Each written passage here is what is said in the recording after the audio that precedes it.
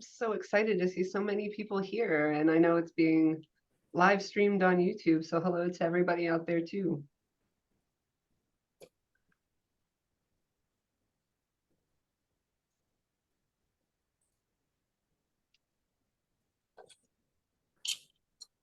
Yeah, feel free to introduce yourself, tell us where you're from in the chat if you want to. We've got about 1 more minute. Oh, no, it's 4 o'clock now. We'll go ahead and get started. Thank you all for joining us today. My name is Erin Burns. I am one of the STEM librarians at Texas Tech University. Texas Tech University is in Lubbock, Texas. We have been developing this AI literacy at lunchtime workshop series, which we're going to talk to you today about. So let's go through some of our slides here. So we are recording to the cloud as well as online. We want to thank the SJSU School of Information and the support from Future of AI to be doing this today. All right, so our outline for today, we're going to talk about our survey results. We did run a bit of a survey back in the fall of 2023. We'll talk about our lunchtime series and our lessons learned so far. And with that, I will hand it over to one of my colleagues.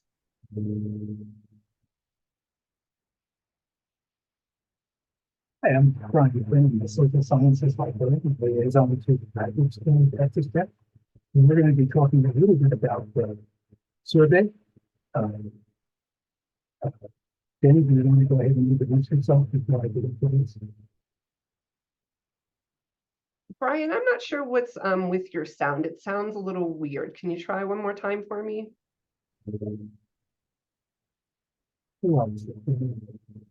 It sounds like you're in water. I don't know why. Yeah, I don't know why either.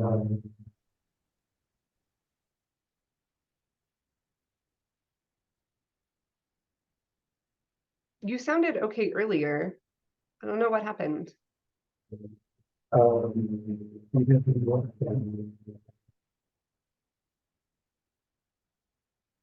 Yeah, don't know.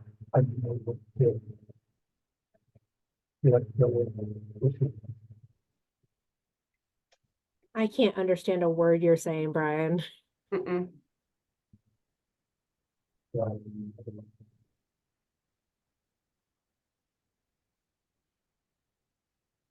Check my audio statement. We can hear you. You sound like you're underwater and it sounds very mumbled.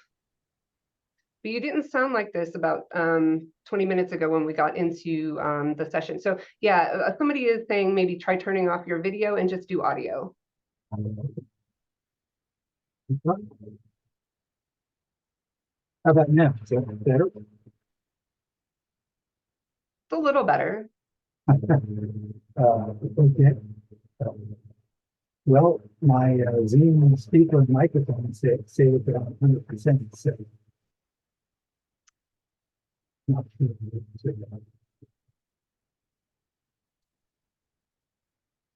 What the problem is. Okay, Brian. Do you happen to have a headset around? People are offering that as a suggestion.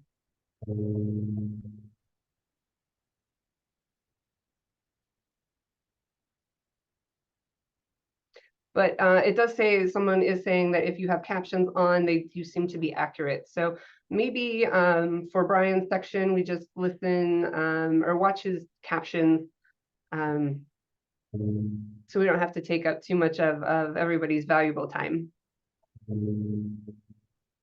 Okay, so I'm going to go ahead and get started then. So I'm going to talk about the results of the survey that we conducted in the fall of 2023. We conducted a survey of Texas Tech University instructors of record, yielding 71 responses, primarily from social sciences and STEM instructors. Of these, 23 instructors have added a section on AI use to their syllabi, 16 have not, and 4 plan to do so next semester. When asked about their syllabi statements on AI use, responses varied. 14 discouraged its use entirely, 8 allowed it with prior notification, 5 permitted limited usage for specific assignments, 5 did not disclose, and 8 provided other responses. Some instructors mentioned a flexible approach depending on the assignment, allowing the AI for brainstorming but not for other tasks. Regarding attendance at library or teaching center workshops, 32 instructors have not attended any, while only 7 have. However, 29 expressed interest in more opportunities to explore AI at the teaching center or the library, prompting the development of the AI literacy Lunchtime screen workshop series. Next slide, please. When asked to rate their familiarity with AI on a scale of 1 to 5, respondents averaged 3.21. Regarding familiarity with specific AI tools, 27% mentioned ChatGPT, 19% Grammarly, 13% Bing, 11% Bard, 9% DALL-E, and 7% Midjourney. Only 10 instructors had integrated AI tools into their courses as part of their assignments. Examples included using ChatGPT for discussions, code writing Python class, employing AI prompts to enhance visual observation skills and vocabulary understanding, utilizing AI for drafting messages in professional communication courses, and evaluating messages for emotional intelligence. Next slide, please.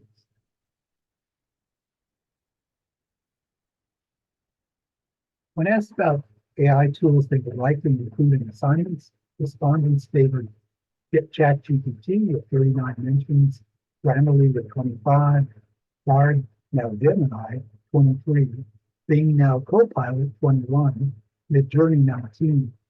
Also mentioned were Perplexity, DALL-E, and Forefront. Regarding future plans, 17 instructors intended to integrate AI tools into teaching, 14 were considering it, and 9 were not. In terms of AI research tools, Listed and Semantic Scholar were each mentioned 8 times, Research Rabbit by 5, Connected Papers by 4, followed by Rayan, DataSeer, and Witness. Regarding AI use in research, 29 respondents indicated that they did not use any AI tools, while 9 did, and 2 were uncertain. Next slide, please. Question 29 utilizes Likert statements to explore instructors' use of AI in the classroom. Responses showed that most instructors were neutral or slightly disagreed with a statement about the danger of AI text and image generators for students, but were more in agreement regarding students misusing AI tools. There was a neutral to slight disagreement about using AI to write syllabi, while there was more disagreement about AI grading student assignments. However, most agreed that using AI for lesson plans or assignments was acceptable. Concerns about student misuse for cheating, privacy, accuracy, and dependence on AI were highlighted, along with worries about deepfakes, identity theft, course overhauls, and ethical engagement with AI. Excitement about AI tools included saving time, enhancing efficiency in tasks like editing and brainstorming, and aiding in literature reviews. Instructors also expressed an interest in learning more about AI and leveraging it for personalized teaching and administrative tasks. I'm going to turn it over now to Jenni to talk about the workshop series. Okay, hello everybody. My name is Jenni Jacobs, and I am a STEM librarian here at Texas Tech University, and I'm going to be talking to you about the series of workshops that we're currently doing on AI. So when we had the idea for these workshops, we really wanted it to be learner-centered. So we wanted to place the students at the center of the teaching learning process and have them be more active, have them be more participative. And really, we wanted to do this because it helps pique their interest. It helps them kind of be part of the learning process instead of somebody, talking to them about something. They're fully involved in that process. Next slide. Okay, so for this, we used active learning. Of course, we used Padlet to help engage us. So we used Padlet in a couple different ways, which I know Erin is going to talk about as well. And really what we wanted to do was create a space for discussion. So we had both online and in-person people come. And yes, I love Padlet as well. And it was really great to be able to use Padlet and get information from for both the people in person and online. And I think Padlet really helps with the active learning. I will put the workshop guide into the chat after I'm done, or if somebody else wants to do it. That's I just got it for you. I'm so sorry. awesome. No, you're good. You're good. And so the Padlet kind of created this space to discuss because the idea of AI and using AI is so new and so kind of scary. We wanted to have a discussion about it. We wanted to talk with them about how they're using it as opposed to us telling them how to use it. And so we have 8 workshops talking about an overview and critical examination of AI. We talked about evaluating detection tools, how to use generative AI tools for writing, prompt engineering, AI tools for research, AI images and art, AI ethical and social justice issues, and then AI and copyright. So those are the 8 sessions that we had. And on the guide that Erin put into the link or into the chat, you can see a breakdown of what we've been talking about. I believe there are links to some of the Padlets to see kind of the conversations that we've been having about this. And I will turn it over to you, Erin. All right, thank you so much, both of you. Yeah, so the guide is ongoing. This is an ongoing process. As we build the workshops, we are also creating the outlines and adding things to the guide. So feel free to use the guide. What we're learning, right? So we do have a large attendance for this workshop series, and this workshop series is open to faculty, staff, and students. So it's anybody in the university community who is interested in attending. It's held at lunchtime, so people either come by in person or are on Zoom. So we are managing a hybrid workshop. Padlet is great for this. It allows people in the room to be able to participate as well as people online. We do have, we utilize those QR codes so that people can pull out their phones if they're in the classroom and just add their comments that way. So we have been really using Padlet this semester, and it's been working out real well.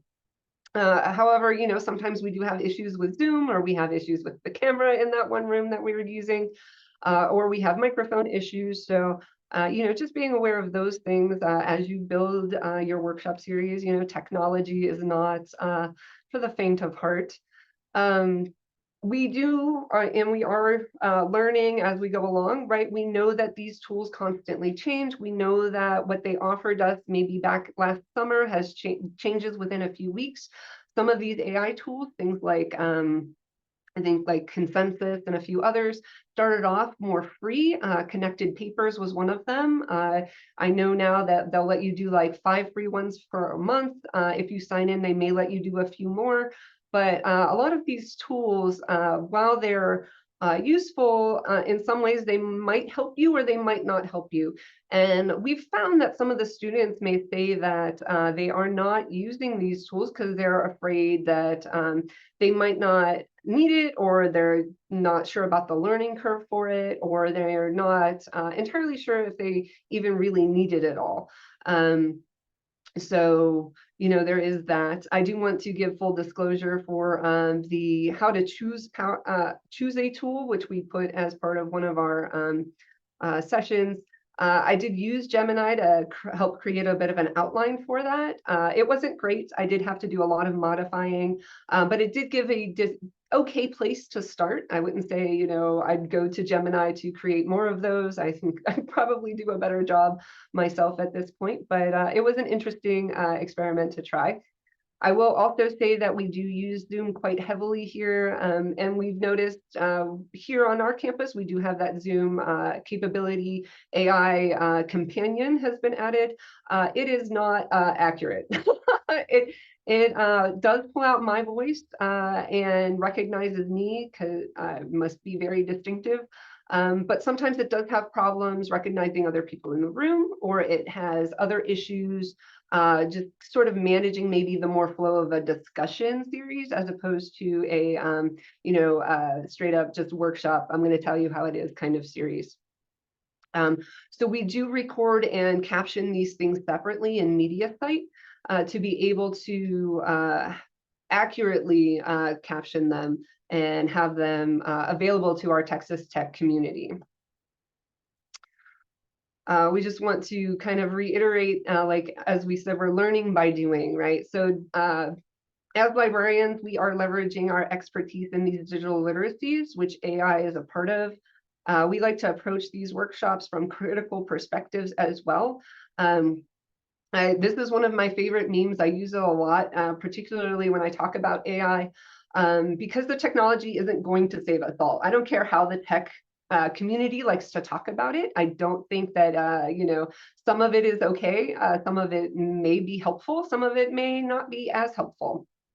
And so some of these aspects really need to be looked at before we start to integrate it more into some of our research processes. I know a lot of other students are also using these technologies without understanding their limitations. And so we're trying to, again, come to this with an open and questioning mind. So that we can talk about these things and understand, you know, these things are only as good as their training data. And so we have to find out what that training data is, understand, you know, some of these limitations. I was reading a story the other day about how some students even try to go line by line through their papers to try to have something like ChatGPT to help them write better. But the sum total of what they're writing turns into nonsense, right? And so as we use some of these technologies, we might be losing what we have as a unique voice to be able to, you know, express ourselves. And so again, that's another one of those limitations that I am trying to mention as we go forward with the series. The last thing here is that we are learning along with our colleagues and other students who attend these sessions. One of our favorite things is the discussions. That's why we're doing them. We're having really interesting conversations. The last one we did was yesterday and was on AI art and images. We do have two more. Like we mentioned earlier, this is an 8-part series. So we've got 2 more of these to get through. We're almost there. But these discussions about the series or during the series and about having AI in our lives and what it means going forward as academics has been really interesting. We're seeing more issues with AI generated content in academic circles. We've known it's been bad on social media for quite some time, but this is how we can help our faculty, staff, and students navigating in our digital world. If you are interested, I am also keeping information on our workshop series in the ACRL sandbox. So feel free, you can look up my name there. I believe one of the ones I just did should be like on the front page, should you do a search over there, but I did include a bit.ly link and a QR code here for anybody who is interested. My last slide here is on some resources. I also had to include the Star Trek Lower Deck stuff, so yeah. But the resources that I've been using quite heavily here include these books. I just finished reading Unmasking AI by Dr. Joy Buolamwini. I highly recommend it. It is very, very readable for those of you who are not computer scientists. Same thing with Artificial Unintelligence by Meredith Broussard. Both of those are really, really excellent, excellent books. Oh, the QR code is not working for somebody. I'm so sorry, Gary. I will get that bit.ly link into the chat box for you, though. Yeah. Let me see if I can do that. Oh, Darn it. All right, I think I have to, give me 1 second. Thank you, Nicole, for finding that. Yeah, that's it.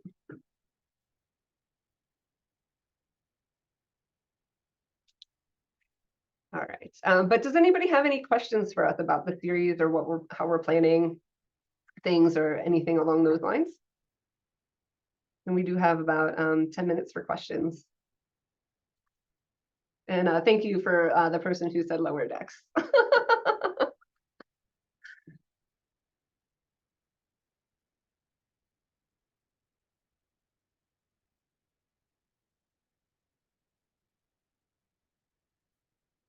Is this the first time we've presented about this series? Yes. It is ongoing, like we said. We've got 2 more, and we'll be presenting this for the Texas Library Association later on, I think in June. So the mix of attendees, it seems to be pretty split. We do have our graduates here who have to, graduate students who have to do workshops to be able to get certain things from the graduate school. And so we do have a lot of graduate students sign up for these series. But we have had several undergraduate students show up, and the mixture of faculty and staff has also been really interesting. And staff is pretty broad. A lot of people do instruction, even in staff roles here. So it's really, really interesting. And I kind of like the mix. I think it's really kind of fascinating. And Nicole wants to hear more about how we covered AI art and images. So I can go ahead and maybe I'll stop sharing this screen, and I can bring up our Padlet from yesterday. And we can kind of talk about that if we want. Let's see.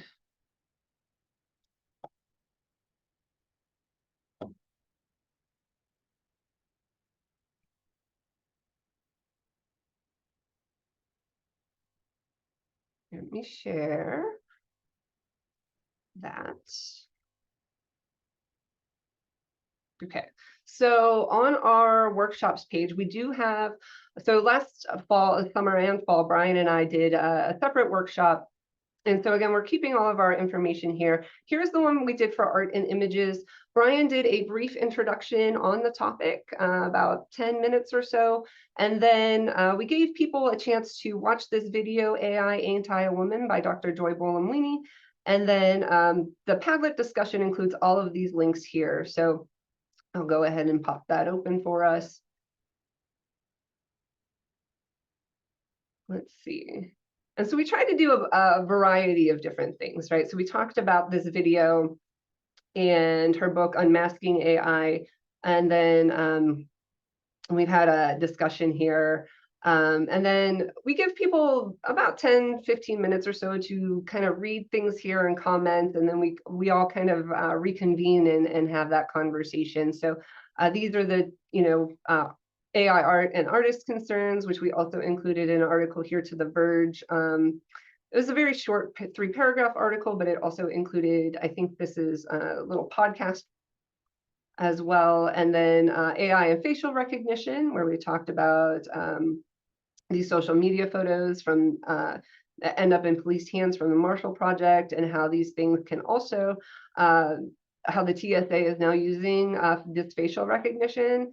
And this leads back to information from Dr. Bolamwini, because that was her whole project while she was at MIT. So it was really interesting. So we did have a speaker from the Writing Center. That might be more of a question for Brian, if they have a policy on AI tools. I don't think we have a policy per se. I do think that what we do have a policy is something that I linked to in our PowerPoint from the TLPDC, which is our Teaching and Learning Professional Development Center on campus. And they have information for our syllabi and the syllabi statements that we can use. So that includes, you can use it, but only in certain ways. You can do not use it at all statements, or you can have other statements added. And so they have, it's encouraged, it's allowed with disclosure and citation. It's only allowed for specific assignments, or you can't use it at all. So. And do we plan to repeat the survey and track changes over time? Perhaps. We do have other ideas on how we want to conduct this workshop series in the future. We'll see what happens.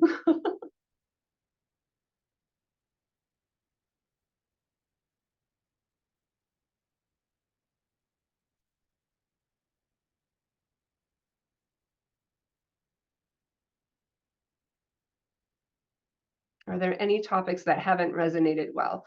No, I don't think so. I feel like most of them have been attended pretty heavily. We've had 80 to 90 people who have signed up for the session. I would say the first 4 or 5 of these sessions, we've had, the first 2, we definitely had a lot more people show up. I would say, I think the first one we had about 60, I think we're about 40 for evaluation and detection tools. And then after that, we're kind of averaging about 30 per session now. And so I'm not sure resonating real well, but this is what we're kind of working with from now. We do have, like I said, some other ideas. Yeah, they are great. Lots of participation. Really proud of my engineering faculty who have been coming. Okay, so we do have a question that got sent as a part of the Q&A about our students. Some students are more afraid of being accused of cheating than actually using AI. We didn't really ask that in our survey. We tried to focus more on instructor of record at this point, but I don't know, Jenni or Brian, do you have any insight? I would say, hold on, let me look at the question again. So are you asking that, or are you saying that like they don't want to use AI because they're afraid of cheating? Because if so, I will say, I am teaching a literacy course for an introductory English course, and they are having real hard time understanding citations and plagiarism. And so I think for the students coming in, I don't think they're as afraid of getting caught, I guess is what I would say, because they don't fully understand the implications behind either using AI or just not citing something.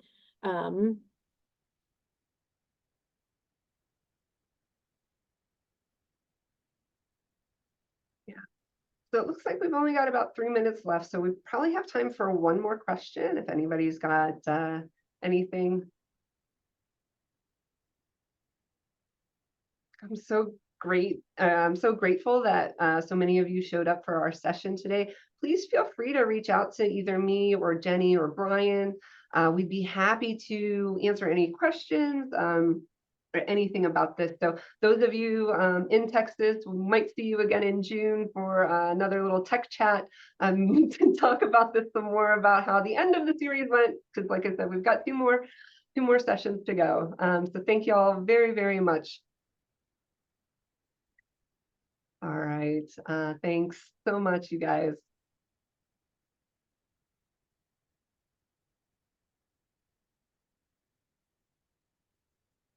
All right, I'm gonna end the Zoom and stop sharing. Y'all have an awesome afternoon. Bye, guys. Hi, everybody.